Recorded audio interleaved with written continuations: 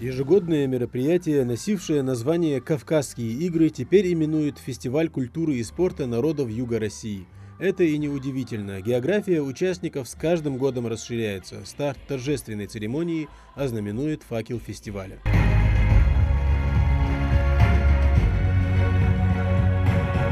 В церемонии открытия фестиваля приняли участие представители Минспорта России, полпред президента ВСКФО, а также творческие коллективы с песнями и танцами.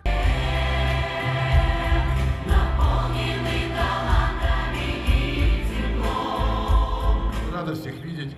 Нас видеть не только сегодня на фестивале, но и в любые другие дни. Приезжайте, у нас тепло, хоть и сегодня, вот, слава богу, не жарко, но дождик прошел, я освежил немножко. У нас светло, у нас вкусно, и мы рады всегда гостям. После церемонии открытия фестиваля национальные подворья регионов, представлявших свою богатую культуру и быт, распахнули двери для всех желающих поближе познакомиться с народами многонациональной России. Тут и яркая Калмыкия, многогранный пестрый Дагестан, гостеприимная Кабардино-Балкария и, конечно же, страна башен и легенд Ингушетия.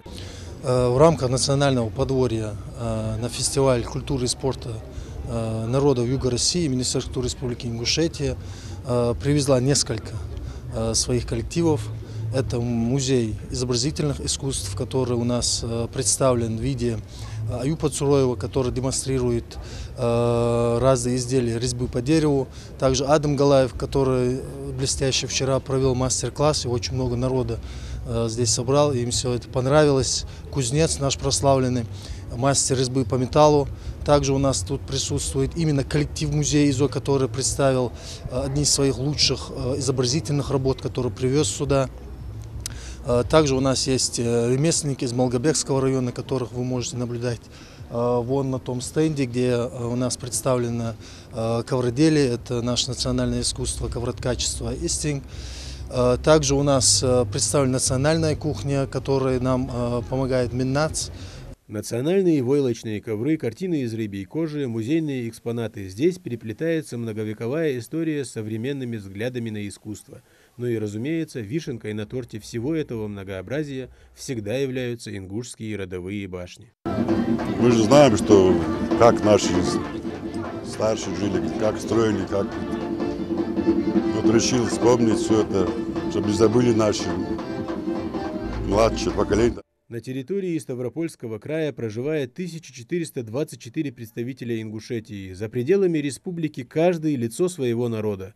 Поэтому очень важно поддерживать друг друга и помогать в любом добром начинании. С 2016 года отдельным пластом Ингушетия начала вообще представлять Республику Ингушетия в Ставропольском крае на таких значимых региональных мероприятиях. И каждый год, в принципе, у нас уже это налажено.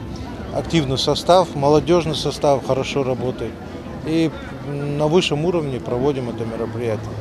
Соревнования проходили по всему городу. Состязания самые разные. Поднятие и перенос тяжестей, дзюдо, армрестлинг, перетягивание, канаты и многое другое. Команда от Республики Ингушетия на сегодняшнем мероприятии, на сегодняшнем фестивале участвует по 4 видам дисциплин. Это такие, как силовой экстрим, перетягивание каната, дзюдо и баскетбол. Ингушские атлеты, принимая участие в новой для себя дисциплине, показали отличный результат. Тут важна была командная работа, и представители нашего региона справились с ней очень достойно. Именно в этом дисциплине мы первый раз участвовали. Вот именно камень атласа, поднятие гантели и бревна. Первый раз участвовали. Я думаю, что очень хороший результат показали. Соревнования по перетягиванию каната также собирают немало зрителей. Здесь зачастую решает техника, но глядя на суммарный вес представителей команд, верится в это с трудом.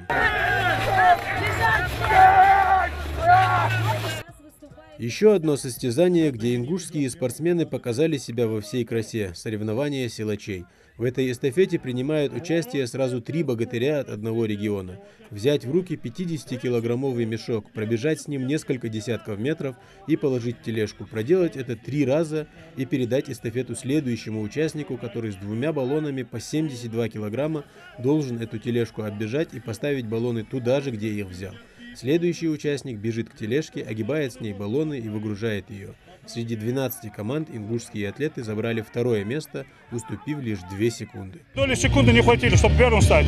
А для нашей команды, для нашей республики, они все знают, чтобы первыми стали. Потому что мы сейчас здесь первый раз выступаем. Именно на этом инвентаре и именно вот по состязанию силачей.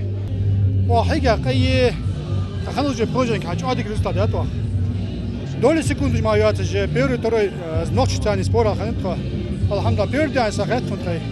Фестиваль культуры и спорта народов Юга России, так удачно совпавший с Днем города Ставрополя, прошел на ура. С каждым годом желающих посетить праздник становится все больше. И вполне возможно, через несколько лет фестиваль будет носить статус всероссийских соревнований уже официально. Тамерлан Хамхоев, Сулейм Костоев, Новости 24.